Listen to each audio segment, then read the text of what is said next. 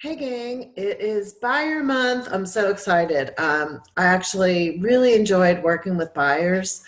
A lot of reasons. I know a lot of people, I just want listings, I want listings, and I get that. I understand you can leverage your listings a lot more than you can leverage buyers.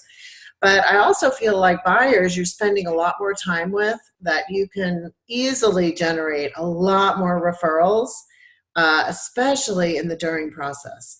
So working with buyers, a couple of things I wanted to start out right out of the gate for this month. And I'm going to go ahead and add these files to the group. First one is really just making sure that you're getting a lot of good information and taking your buyers through a high quality process. I have created a course called Let's Play Ball, a systemized approach for working with buyers. And it really follows an analogy of taking your buyers through the baseball diamond. So running through the bases, and each base is representing a different time that you're working with your clients. So from home to first is the rapport building stage. From first to second is establishing their buying power. And then from second to third, you're actually showing properties and making offers and kind of doing all that. And then from third to home is when you're actually under contract. So it's a whole systemized approach, and I have a whole big class that I teach on it. But one big part of that is really setting proper expectations. So for those of you in the group that are following Momentum and you've taken the buyer conversion, that lines up very well with my my baseball class that I teach.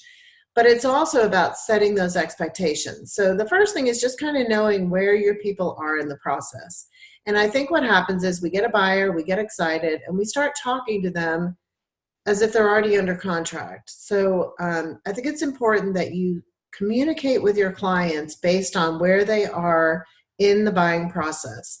So if they're just talking about, oh, we're thinking about making a move, or we're first-time home buyers, it's so critical that you're providing them information based off of that part of the buying process that they're at. So I really learned that when I talk to people, I have to understand where they are in the process so that I communicate in a way that, one, makes sense, and two, I'm providing the value that they need at that particular time. And I think a lot of times we rush to talking about being under contract and, you know, when we're under contract and this and that. And people want to feel comfortable with you. They want to know that you understand how they feel and what their emotions are. So I think slowing the process down and really understanding where your client is so critical. So the first thing I'm going to just put up is just a buyer prospect sheet. And I give this to a lot of the agents that I work with. And it just keeps them on track through where they are from the time you get even a lead to the time that they become a client, to then when they're under contract, and all the information that you're going to need. It's 2 pages. It adds in some of the lead street stuff, part of my 10-step lead street conversion system. So you can kind of take away page 2 if you need to, if it doesn't make sense. But make sure you're getting all the good information right up front. And then the next sheet is really from Momentum, and it's the buyer criteria sheet. And I cannot express how important it is to make sure you fully understand, not just you, but make sure your client fully understands what they want in a home. And when I say that, I mean what's a need versus what is a want. And they have to understand the difference. So this buyer criteria sheet can help you, and I'm going to show you over this month awesome ways that you can utilize this tool. But I wanted to go ahead and put it into your hands in case you don't already have this. You might already have one. But it's critical that they identify what is a need, which is a must-have, and what's a want, what would be great if they get that. And this way, you can build their search criteria based off of their needs. And you can tell them, listen, I'm going to put in everything that you need in a home. And if we can find 75 to maybe 85% of your wants, but we cover all your needs in this market with low inventory, that's a huge win. So I think it's important that we set these proper expectations. And that's a lot of the buyer process. I'm also going to give you lots of great tools and insights and tips on how to communicate with people to get them to feel completely loyal to you. And that's what you're looking for, people that are loyal. They're committed to you. They want to buy a house. They want to get approved. They want to figure out what they're doing. And you're going to be that person that helps expose all of their needs, wants, desires, and then their purchasing power.